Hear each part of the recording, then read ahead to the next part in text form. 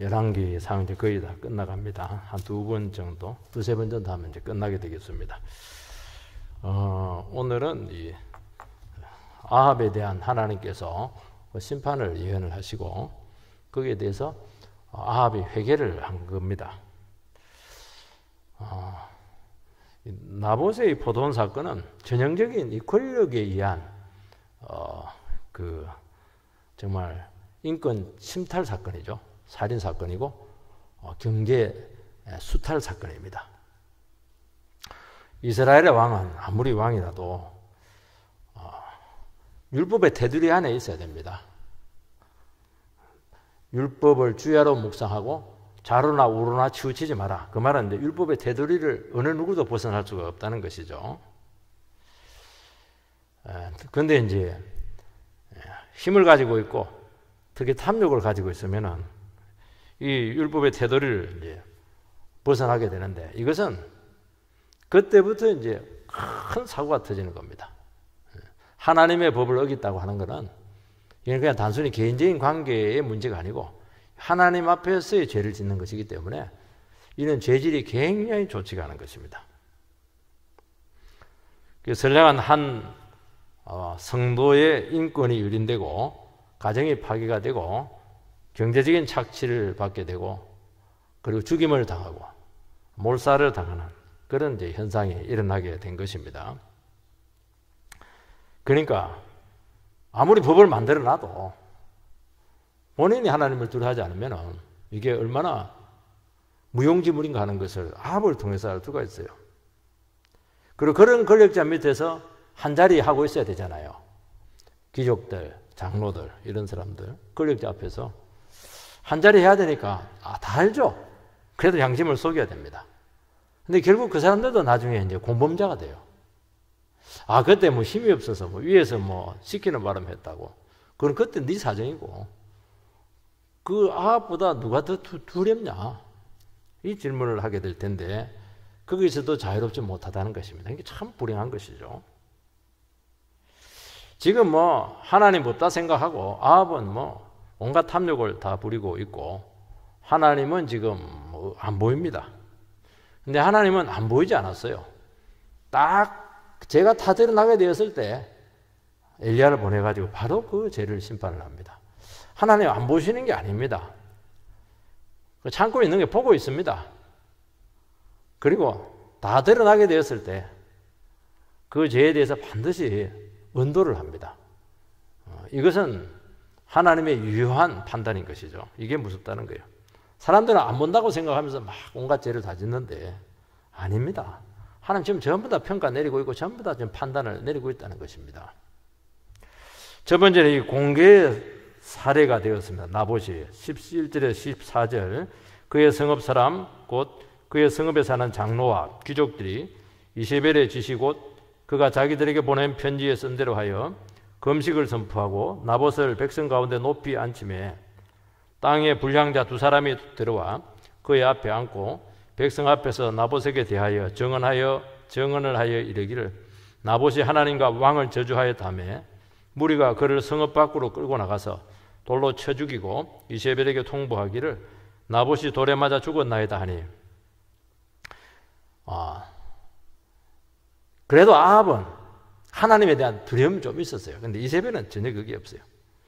그래서 남편 놔두고 이세벨이 장로들하고 귀족들에게 나봇을 공개 재판을 붙여서 거짓 증인 붙여서 하나님을 모독하고 왕을 모독했다. 그 제목을 뒤집어 씌워서 돌로 쳐 죽이라. 이게 이제 편지 내용입니다. 그러니까 이제 하나님을 저주한 거하고 왕을 저주한 거, 모독한 거하고 이걸 동일선상에 이제 놓고 있는 거예요. 자기가 하나님을 잘 섬기면 동일선상에 놓으면 되지만은 하나님을 평상시에는 막 그냥 무시하고 하나님은 속만 뒤집어 놓고는 필요할 때는 딱 하나님하고 딱 동일선상에 놓습니다. 이게 악한 자들이에요. 유리할 때는 하나님을 이용을 하고 불리할 때는 하나님을 막 깡그리 무시하고 이게 굉장히 무서운 죄입니다. 그것도 하나님을 높이기 위해서 그렇게 하는 게 아니에요. 왕을 거부하면 어찌 되는지 알아?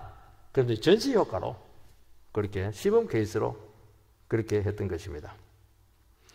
그러니까 장로들과 귀족들은 이세벨이 얼마나 사악한가 하는 것을 알매도 불구하고 그냥 악에 동참할 수밖에 없어요. 왜냐하면 월급 받아 먹고 있어야 되니까 어쩔 수가 없어요. 우리나라 이제 군사 독재 시절에 반체제 인사를 죄를 조작하거나 사상범으로 몰아서 그리고 뭐 사형도 보면 바로 사형을 많이 시켰어요. 그래서 한 30년, 40년 돼서 많이 복권이 되었지만은 복권되면 뭐예요? 이미 가정은 다 파괴됐고 그 인생은 다 끝났는데요. 그래서 참 어둡고 정말 그 고통받는 그런 시절이 한때 있었습니다. 그게 나봇이 참 불행한 케이스예요. 나봇은 하나님께서 주신 기업을 지키려고 하다가 살해가 되었습니다. 그놈의 땅이 그냥 왕궁 옆에 있는 바람에 그냥 재수가 없어요. 그러니까 이 불신의 시대에 보면은 의인이 악한 자의 탐욕으로 이제 고통을 받습니다. 근데 이걸 하나님께서 굉장히 요주의하게 보신다는 것입니다. 이걸 몰라요. 전부 다 죄를 다 지으니까, 뭐 죄가 보편화되어 버리니까 정말 하나님의 말씀을 순종하고 양심대로 살고 법대로 살고 이 가치를 잘 몰라요. 근데 하나님께서는 그런 사람들이 고통받는 걸 굉장히 그 신음소리를 굉장히 중요하게 여기신다는 것입니다.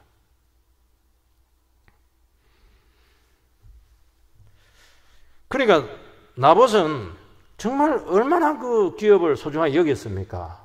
거기서 단순히 수입이 나온 것만 아니에요. 그 하나님의 축복의 상징이잖아요.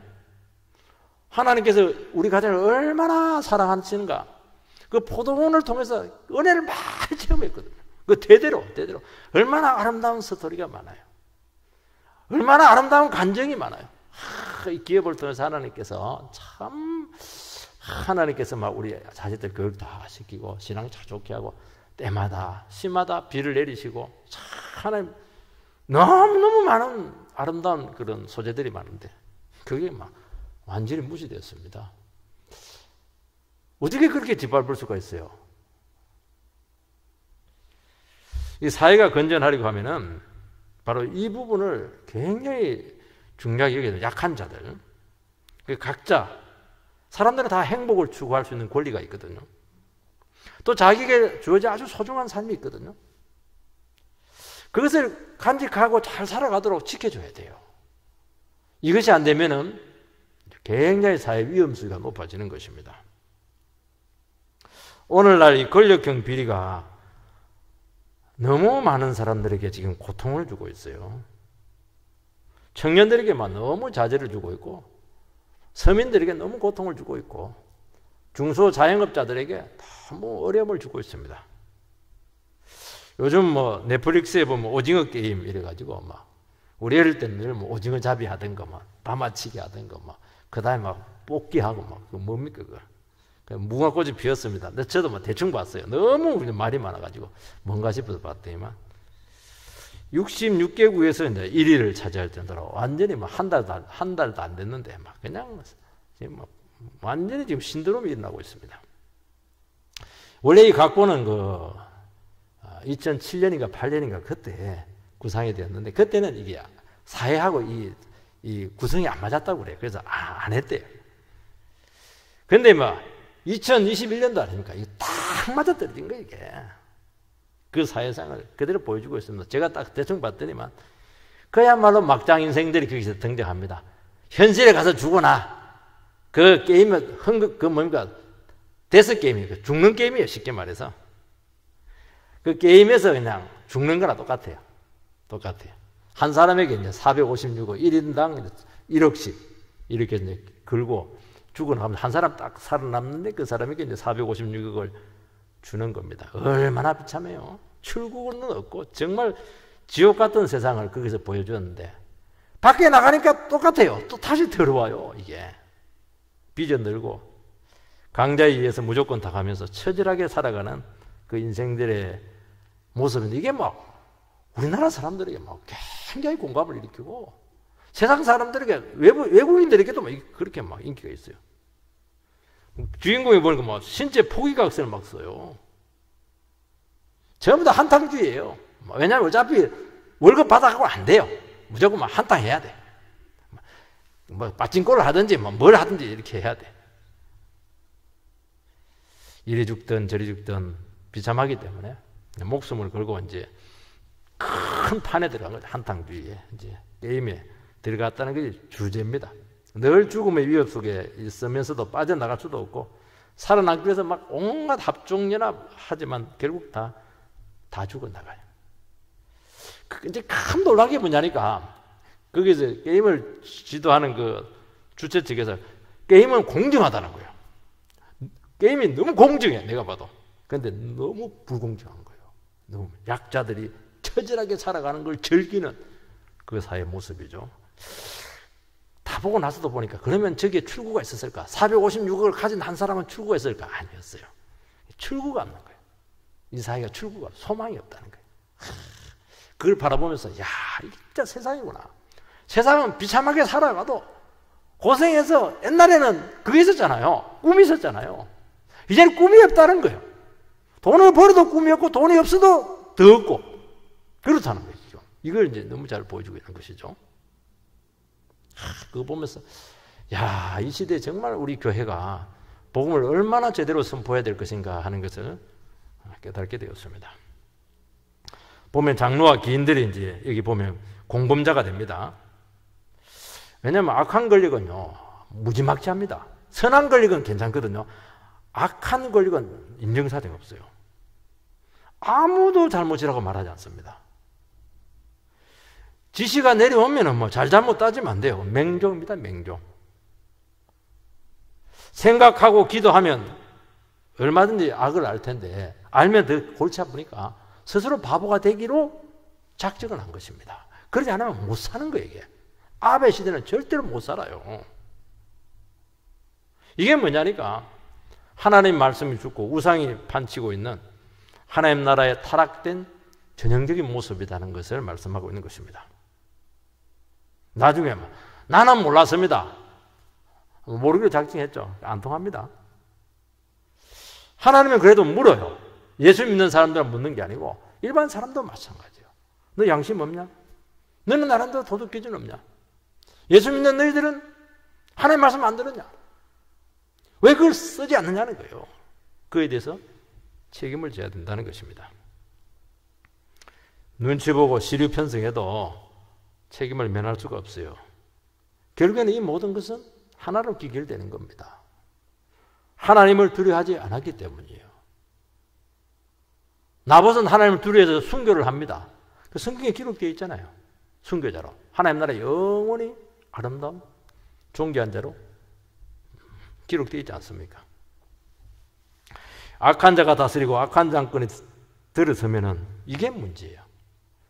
뭐 살기 좋을 때는 막 다 신앙이 좋은 것 같아요. 근데 악한 정권이 딱 들어서고 말도 안 되는 지도자가 들어서면은 그때부터 이제 신앙이 드러나기 시작합니다. 그때 이제 사람들은 지리에 편성해가지고 불의에 막 휩쓸리고 공동체를 깨뜨리고 그냥 그 얼마나 많은 그 신앙의 간증들이 있어요. 그런 것들을 막 무시해 뿌리고 그런 것들이 막 나타난다는 거예요. 교회 가면 욕을 들어먹고. 그러면 너희는 지금까지 위장된 신앙생활을 했다는 거 아니냐는 것입니다. 사람들이 전부 다 욕심에 눈물에 있으면 타인의 행복은 안중에도 없어요. 그러니까 뭐 시름소리도 안 들리고 사람들이 그 눈물도 안 보이고 가슴이 멍든 것도 이렇게 들여다볼 수가 없는 거예요. 아니 어떻게 900만 원을 투자하고 101억을 얻을 수가 있어요? 어떻게 8,700만 원인가? 뭐 9천만 좀 안 되는데. 아니 그거 투자하고 어떻게 1,010억인가 1억인가를 어떻게 얻을 수가 있어요? 4,500만 원 투자하고 보니까 한 500원쯤도 가져가더라고요. 그 이거는 오징어 게임보다 더 악한 거예요. 이거는 쉽게 말해서 뭐 화천대유라고 하나? 또 천하동인 말은 또 엄청나요. 한 권력자의 탐욕이 이게 얼마나 많은 사람들의 피눈물을 흘리겠습니까? 그냥 그게 가만히 있겠어요? 그게? 그 책임이 없겠어요? 15절 16절 이세벨이 나봇이 돌에 맞아 죽었다함을 듣고 아합에게 이르되 일어나서 그 이스라엘 사람 나봇이 돈으로 바꾸어 주기를 싫어하던 나봇의 포도원을 차지하소서. 나봇이 살아있지 아니하고 죽었나이다. 아합이 나봇이 죽었다함을 듣고 곧 일어나 이스라엘 사람 나봇의 포도원을 차지하려 거리로 내려가더라. 드디어 이제 나봇을 죽였어요. 근데 막 권력자는 굉장히 냉정합니다. 좀 찔린다든지 그런 게 없어요. 돈을 주고 팔라고 제의할 때 곱게 말을 들어야 되지. 그걸 감히 거부한 나봇이 죽었다는 겁니다. 그러니까 남편에게 이제 가지라는 거예요. 그리고 이세벨은 남편에게 나봇을 어떻게 죽였는지 전혀 말하지 않아요. 죽었다는 거예요. 그걸 간단하게 그냥 얘가 죽었으니까 일어나서 그냥 입을 뒤집어 쓰지 말고 일어나서 빨리 가서 취하라는 겁니다. 또 아합도 참 놀라워요. 내막도 묻지도 않고 그냥 그 자리에서 일어나서 그 내려가가지고 포도원을 딱 가집니다. 진짜 사건이 일어나면 좀 달라질 수 있거든요. 전혀 달라진 게 없어요. 참 이것이 인간의 탐욕이라는 게 얼마나 사람을 냉정하게 하고 무지막지하고 거기에 권력까지 붙어 있으면 얼마나 무서운 무기가 되는가 하는 것을 알 수가 있습니다. 여러분, 탐욕은 분별력을 잃어버리게 하고 권력자나 힘 있는 자의 그 탐욕이 제어되지 못하면 얼마나 끔찍한 불행이 일어나게 되는가 하는 것을 그때나 지금이나 똑같이 보고 있는 것입니다. 그래서 그 사회가 가진 자, 권력자들의 탐욕을 제어할 수가 없으면 어느 사회나 마찬가지예요. 바로 사회는 깨집니다. 아름다운 거 하나도 없어요. 막장으로 변하는 것입니다. 뭐라고 말을 하니까 이스라엘 사람 나봇이 돈으로 바꾸어 주기를 싫어하던 나봇의 포도원을 차지하소서.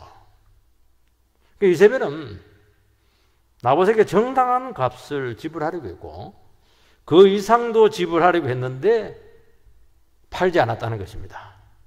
이 말은 뭐냐니까 우리는 공정하게 했다. 공정. 요즘 공정 이야기하면 두드리게 나는 사람들이 굉장히 많은데요.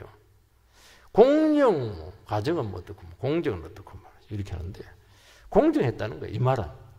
그러니까 강자들이 권력자들이 자기 권력을 쓸 때 나름대로 공정해요.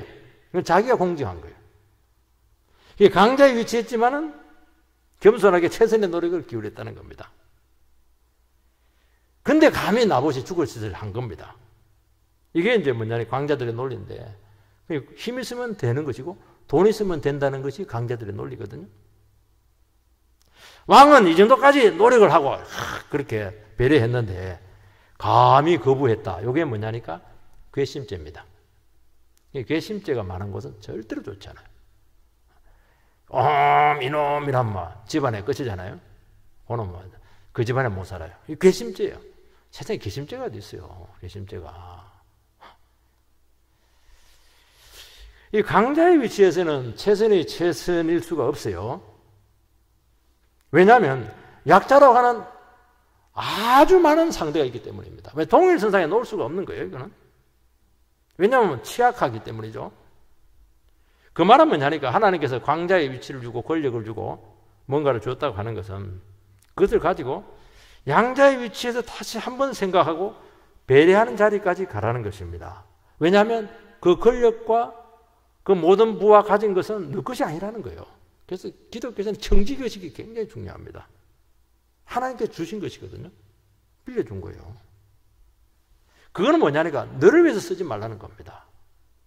어차피 한쪽에 몰아놔야 질서가 생기니까 그걸 통해서 약자들을 살피라는 거예요.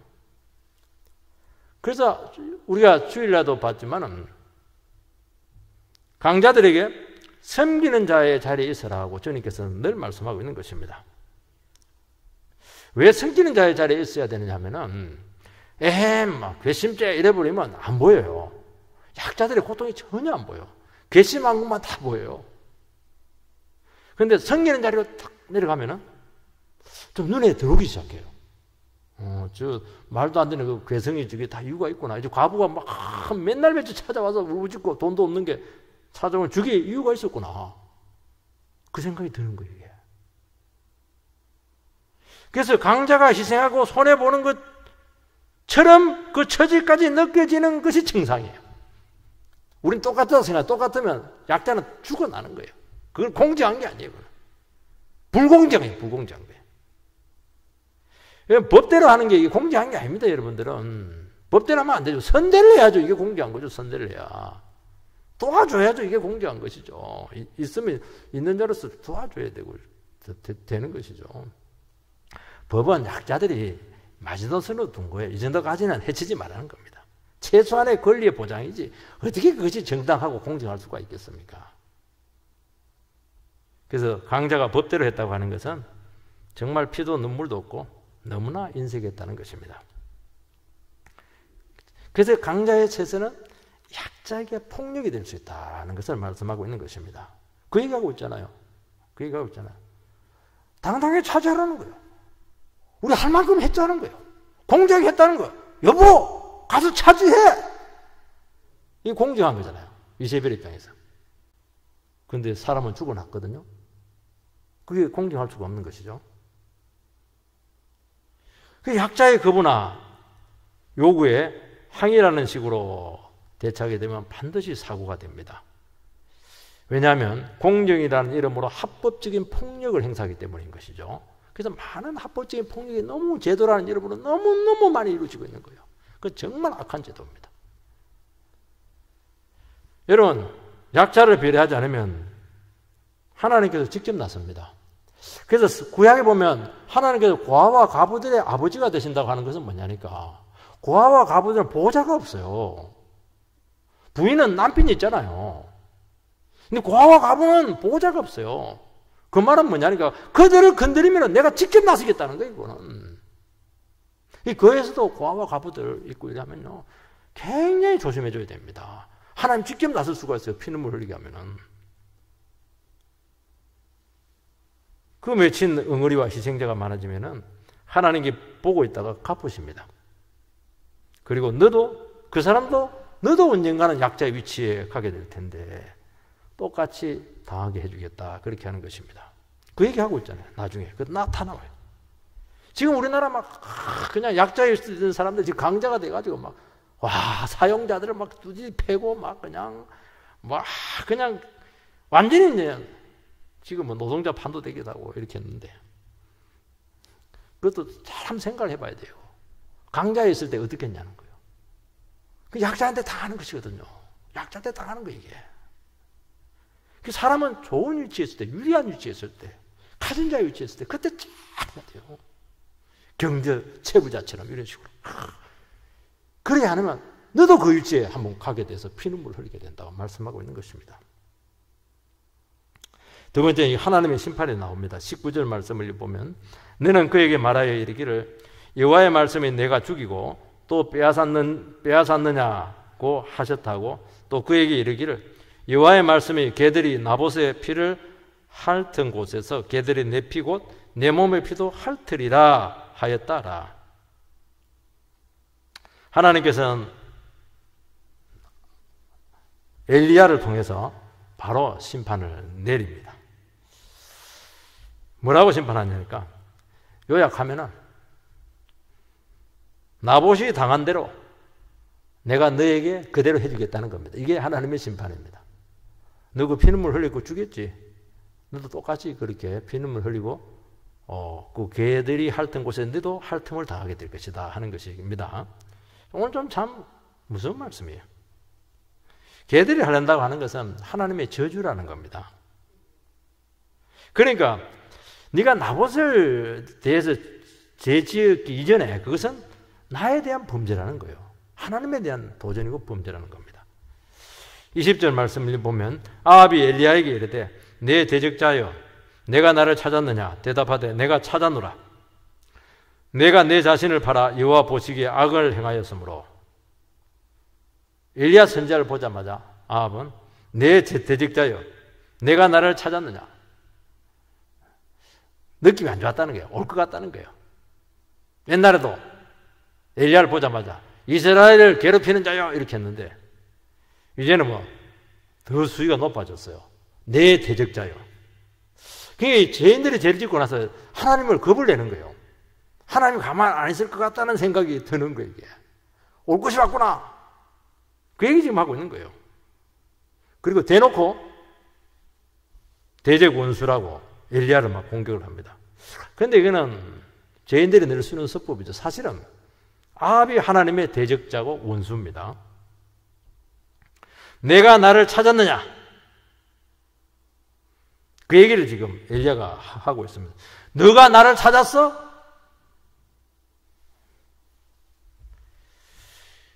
그 말이 좀, 이 말이 조금 애매할 수가 있어요. 네가 나를 찾았다고? 뭐 좋은 쪽으로 찾았겠습니까? 안 왔으면 좋았죠. 네가 그럴 줄 알았다는 거예요.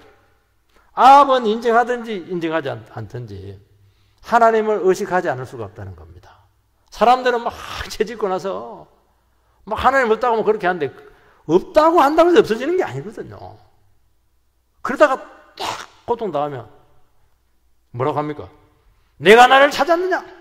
하나님 나를 찾았구나. 의식을 한다는 겁니다. 누구나. 하나님 앞에서 한 이 악행이 얼마나 무서운 죄인가 하는 것을 모르고 한 것이 아니라는 겁니다.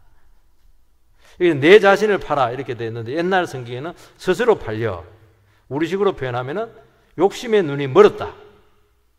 정욕의 마음이 빼앗겼다. 그 뜻을 가지고 있습니다. 요게 딱 죄 짓는 방식이에요. 죄 지을 때 보면 맨정신으로 못해요. 아니 넋이 빠진 것 같습니다. 눈에 뭐가 막 씌었어요. 사람들이 맨정신으로 죄 못 짓거든요. 미쳐서 그래요. 희한해요. 죄 질 때 보면 미친 것 같아요. 욕심 부리고 계속 죄를 지으면 인생 망친다는 거 다 아는데도 불구하고 그 죄를 끊지를 못합니다. 이게 문제입니다. 그래서 욕심이 잉태한 적 죄를 낳고 죄가 장성한 적 사망을 낳느니라. 이 말이 불변의 진리입니다. 죽어야 끝난다는 거예요. 그 말은 우리 속에 있는 탐욕과 욕심이 일어나면 반드시 죄를 지을 수밖에 없고 그 죄는 중단이 안 되는 거예요. 언제 중단되느냐? 죽으면 끝난다는 거예요. 사람들은 내가 짓는 이 죄는 아무도 모른다고 스스로 착각합니다. 모르긴 뭘 몰라요. 다 압니다. 사람도 다 알아요. 사람도 다 아는데 하나님 왜 모르겠습니까? 이 정도는 모르겠지. 아니에요. 이 정도가 아니고요. 전부 다 분석이 다 되어 있습니다. 그 사람의 의도나 속셈까지 전부 다 간파하고 있습니다. 말 안 해도 다 알아요. 사람들끼리 말 안 하거든요. 그래도 이미 다 분석이 다 되고 다 알고 있습니다. 말만 안 할 뿐이에요. 이 정도는 괜찮겠지. 안 괜찮습니다, 여러분. 이 정도가 괜찮은 게 아니에요. 이게 무섭다는 거예요. 사람들이 말을 안 하니까 이 정도는 괜찮겠지, 괜찮겠지 이렇게 생각을 많이 하거든요. 그래서 주님께서는 뭐라고 했냐니까 죄는 모양이라도 버리라고 말씀하고 있습니다. 왜냐하면 모양이 안 좋으면 결국엔 안 좋아요. 하는 그 행동이 의심이 되면 안 좋아요. 그게. 아리끼리 우리 식으로 말하면 선을 그 한계선 왔다 갔다 하고 이게 좋지가 않아요. 결국에는 넘어갑니다. 몇 번 왔다 갔다 하다가는 탁 마귀에 물려가지고 넘어가요. 안 돼요. 아예 쟤는 아이고 저거는 마귀다. 저거는 안 돼. 저거 주위에 얼쩡거렸다가는 죄자한테 물려가지고 막 인생 종친다. 그렇게 해버려야 되는 것이지. 나는 죄자하고 절대로 나는 안 넘어간다. 그래가지고 가다가 살짝 이러다가 그냥 탁 물리는 겁니다. 그리고 이제 거기서 이제 바로 인생이 그냥 거기서 절단이 나버립니다. 여러분, 죄와 탐욕은 제동장치가 없는 게 문제입니다. 그게 문제예요. 갈수록 그냥 속도가 그냥 가속화되는데 문제는 이 브레이크가 없어요. 거짓 만족, 마비 정세, 일시적인 쾌감이라고 하는 중독을 일으키기 때문에 끊을 수가 없습니다. 그래서 죄는 근처도 가지 말고 기회를 주지 마라. 그렇게 말씀하고 있는 것입니다. 마지막으로는 아합이 회개를 합니다. 27절에서 29절. 아합이 모든 말씀을 들을 때 그 옷을 찢고 굵은 배로 몸을 동이고 금식하고 굵은 배에 누우며 또 풀이 죽어 다니더라. 여호와의 말씀이 디셋 사람 엘리야에게 임하여 이르시되 아합이 내 앞에서 겸비함을 내가 보느냐. 그가 내 앞에서 겸비함으로 내가 재앙을 그의 시대에는 내리지 아니하고 그 아들의 시대에야 그의 집에 재앙을 내리리라 하셨더라. 아합이 절대로 회개할 사람이 아닌데, 아니 이번에는 이 심판의 말씀을 듣고 저주의 말씀을 듣고 충격을 받아서 회개를 합니다. 이 회개가 진짜냐 가짜냐 굉장히 애매해요. 이게 얼마나 많은 일들이 있었습니까? 3년 가뭄에도 끄떡없었는데, 갈멜산에 해서 막 하늘에 불이 떨어지고 우상 선지자 850명이 죽은데도 끄떡없었는데, 아람과의 두 분의 전쟁에서 죽었다 살아나서 하나님께서 도와주셨는데, 그 왕을 죽이려 했는데도 불구하고 안 죽이는 바람에 엄청 책망을 들었는데도 불구하고 끄떡없었어요. 회개 안 했다는 겁니다. 근데 이상하게 이번에는 그 회개를 해요. 이게 진짜냐 가짜냐 위선이냐. 그래서 아합의 회개에 대해서 사람들이 말이 많습니다. 이거는 정말 예기치 못한 사건이 있고 충격입니다. 그래서 대개는 이 저주와 심판이 너무 무서워서 일시적인 회개다 그렇게 이제 폄하를 합니다. 한때 우리나라 지존파가 회개를 했어요.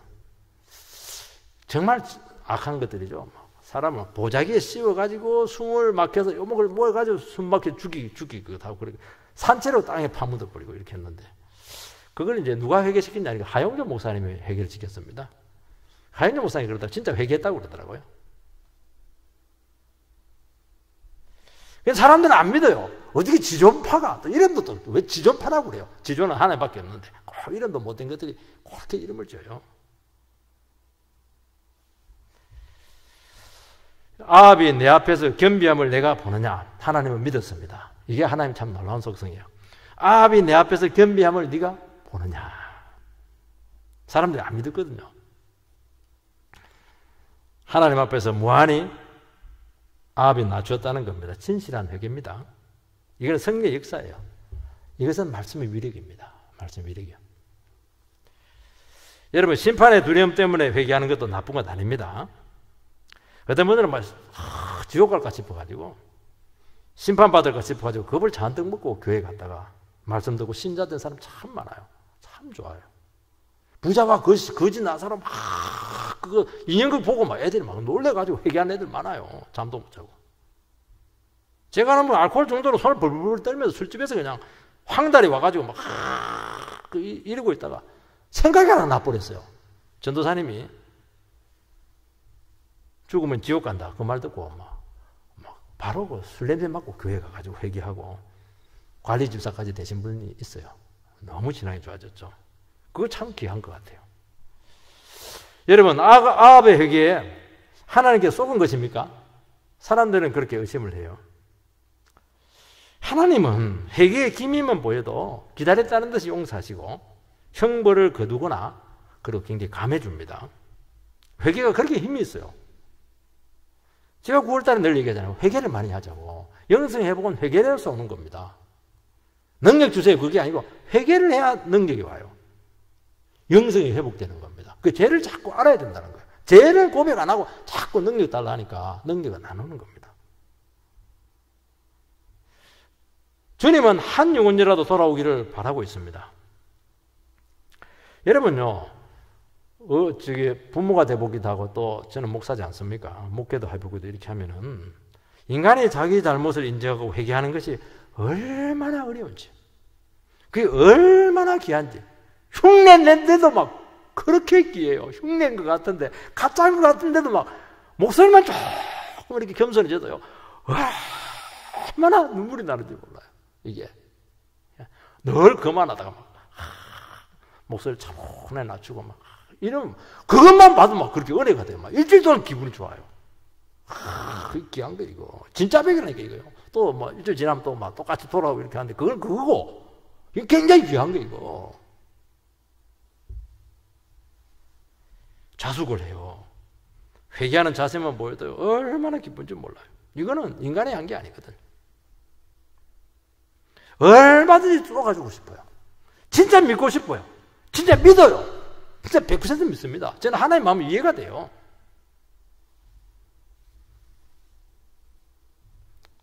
갑자기 뭐 눈물도 흘리기도 하고 슬퍼하기도 하고 뭐 또 사람이 막 행동도 조심하기도 하고 말도 조심하기도 하고 또 진지해지기도 하고 이렇게 할 때요. 이야, 이것처럼 반가운 게 어디 있습니까, 여러분? 가능성이 보였잖아요. 여러분 일시적으로 잘못 인정한 것도요, 이거 특별한 은혜입니다. 우리 크리스찬들은 이 부분이 굉장히 약합니다. 자꾸 중심을 보고 의도를 간파를 하기 때문에, 배경을 자꾸 보기 때문에 잘 믿지를 못해요, 이 변화를. 그래 하지 마시라는 거예요. 단순히 드러난 그것만 보고도 인정하는 그 아량이 우리에게 필요하다는 겁니다. 자기들이 늘 애미기다 하늘에 와가지고 막 이러면서 막 잘못했다 이러면 시끄럽다 이놈아. 내 한두 번씩 오는 줄 아네 이놈아. 그러니까 안 되는 거예요. 그것도 그건 그거예요. 알았다. 안아주고 또 똑같은 짓 할 거예요. 그래서 다르다니까요. 믿을 줄 아니까요. 너의 사과에 대해서 진실성이 안 보인다. 속임수야! 그렇게 예민하게 반응하지 마시기 바랍니다. 못 믿겠다! 그러면 관계 회복의 기회를 영원히 놓칠 가능성이 굉장히 많아요. 이 작은 약간의 변화, 이게요, 이것부터 시작하잖아요. 어때도 큰 것부터 할 수가 있겠어요. 우리는 천지개벽을 해가지고 머리 완전히 풀고 막 피 철철 흘리고 이래서 막 얘기하고 하는데, 누가 그런 사람이 어디에 있어요? 말 한마디로 딱 얘기하잖아요. 내가 생각을 해보니까 조금 이 부분이 조금 내가 과했던 것 같다고. 얼마나 귀한 말이고, 그걸 전적으로 받아줘야죠. 마음을 열고 기도해야죠. 그 문제를 두고. 그 시작인데, 하나님께 역사가 시작된 건데 왜 자기가 성경의 역사를 막느냐는 거예요. 자기 하나님도 아니면서 그 얘기하는 거예요 지금. 그러니까 안 되는 거예요. 우리나라는 의심을 얼마나 많이 하는지 몰라요. 미국은요, 영웅을 많이 만들어요.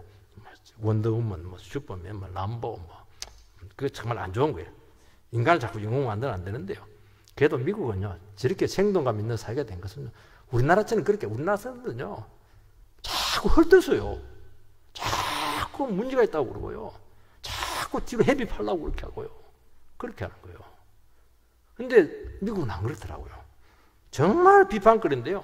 귀한 거 한 가지만 딱 있으면 앞에다 뭘 붙이냐? 그레이트, 지하 위대하다.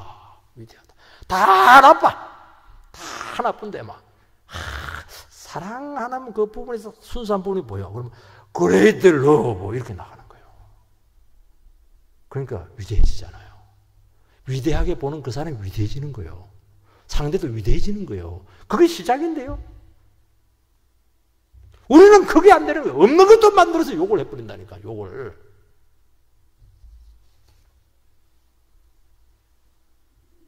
우리 정말 위대한, 그레이트한 신자가 되기 바랍니다. 하나님은 위대해요. 하나님은 그레이트.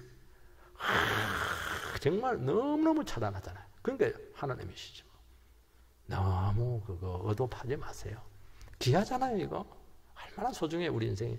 하나님이 십자가에, 예수님의 아들, 예수님이 십자가에 죽을 정도로 우리 위대한 사람인데, 당신이 말이지, 기도 한 번도 안 해주고, 왜 그렇게 하냐는, 왜 그렇게 도와주지도 않으면서, 왜 그렇게 하냐는 거예요. 사람 왜 죽이고, 그렇게 하는 거예요. 살리도 유분수죠. 그레이트한 성도 되기를 주의 이름으로 축원드립니다.